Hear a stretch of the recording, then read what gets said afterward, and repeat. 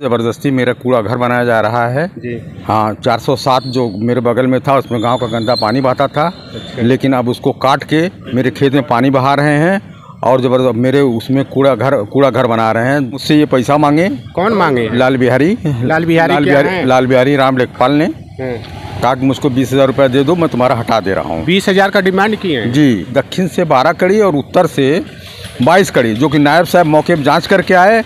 नायब साहब ने देखा और नायब साहब ने कहा गिरवा दीजिए। नायब साहब तहसीलदार साहब ने उसको गिराने के लिए आर्डर दिए, लेकिन आज तक गिराए नहीं।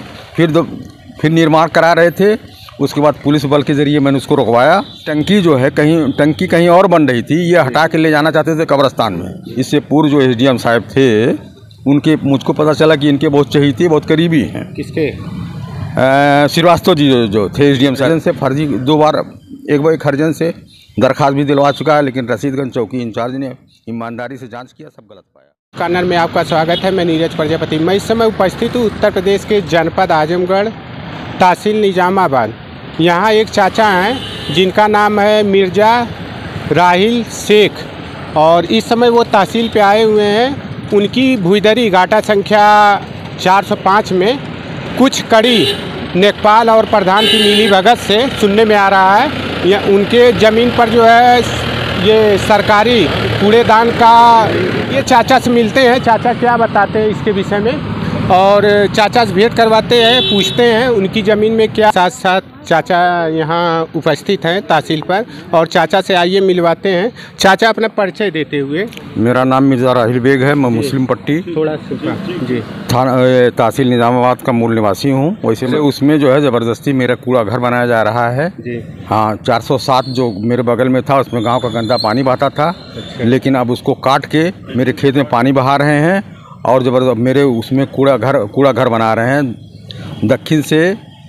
दक्षिण से 12 कड़ी और उत्तर से जो है 22 कड़ी घुसा के बना रहे हैं। क्या गाटा संख्या 405 आपका खतौनी है जी? इस पे नाम आपका है? जी, मेरा नाम है। और चूँकि मुझसे ये पैसा मांगे। कौन मांगे? लाल बिहारी राम लेखपाल ने कहा कि मुझको 20,000 रुपया दे दो, मैं तुम्हारा हटा दे रहा हूँ। 20,000 का डिमांड किए हैं जी। तो आप क्या चाहते हैं? आप पैसा दिए नेकपाल को या? मैं नहीं दिया। मैंने कहा कि नहीं, मैं पैसा वैसा नहीं दूंगा।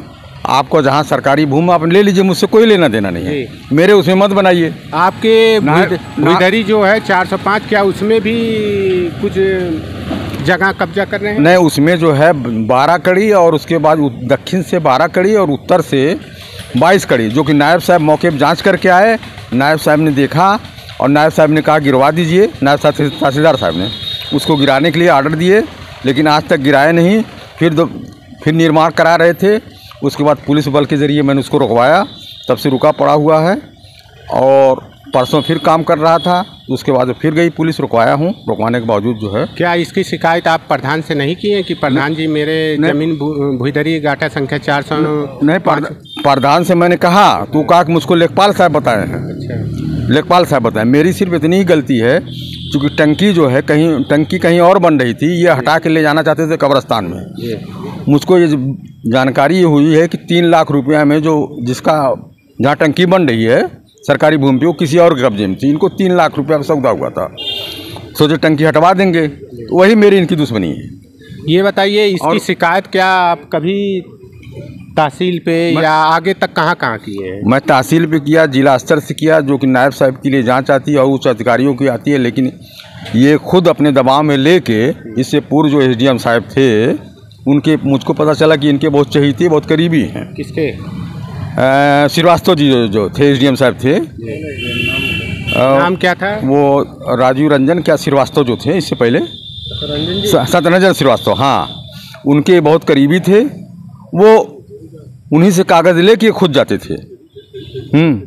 तो क्या मांग करना चाहते हैं? जैसे आप ये चाहता हूँ मेरी ज़मीन खाली हो जाए और न तो मेरे खेत में पानी बहाया जाए।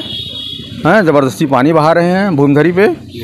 और किस तरह का पानी आता है? गांव का गंदा पानी, जो कि पहले 407 नंबर में बहता था वो पानी, लेकिन अब उसको पाट उठ के रास्ता पैक कर दिए। अब मेरे खेत में डायरेक्ट बहा रहे हैं, और मेरे खेत में जो जा रहा है 12, 10, 22 कड़ी, उसको हटा दें। हाँ, अपना ले जाए बंजर, मुझको नहीं चाहिए। और अगर सुनवाई नहीं होता तब क्या करेंगे? मैं सर आगे जाऊंगा, हाईकोर्ट जाऊंगा, क्या करूंगा बता के? हाँ आगे जाऊंगा, जिला स्तर पे तमाम कर चुका हूँ, कोई सुनवाई नहीं है। ये अपने दबाव में दबंग लेखपाल है और जाता दबंग लेखपाल है। हाँ जाता है वहाँ, 8-10 गुंडे इसके आते हैं, कहेगा पहला काम करिए, दस्तखत करिए। हाँ, इससे पहले लालधर को ले गया कि दस्तखत करिए, मैं जांच करने आया हूँ, अगर बोलूँ तो ये मुझको बेइज्जत करा दे। और यहाँ तक कि मेरे ऊपर जो है एक हरिजन से फर्जी 2 बार, एक बार एक हरिजन से दरख्वास्त भी दिलवा चुका है, लेकिन रसीदगंज चौकी इंचार्ज ने ईमानदारी से जांच किया, सब गलत पाया। अच्छा, वो लेखपाल आपके खिलाफ दरख्वास्त भी डलवाया था हरिजन से हैं, वो फर्जी पाया गया? वो फर्जी पाया गया। चौकी इंचार्ज जो है रसीदगंज खुद जांच किए, वो फर्जी पाया गया। इसके पहले भी कोई खबर इनकी चली थी? इससे पहले जो है इससे पहले खबर थी, इसलिए आप लोगों से मैंने संपर्क किया कि भाई इसमें जो है मुझको, जब आप लोग न्यूज़ देखा हूँ, मुझको उम्मीद लगी कि आप लोग मेरी आवाज़ उठा सकते हैं, चैनल वाले उठा सकते हैं। इसी उम्मीद के साथ जो है मैं आप लोगों के संपर्क में किसी के जरिए आया यहाँ। हाँ क्या तो, और इसी तरह देखते रहिए यूथ कॉर्नर हमारे, और धन्यवाद।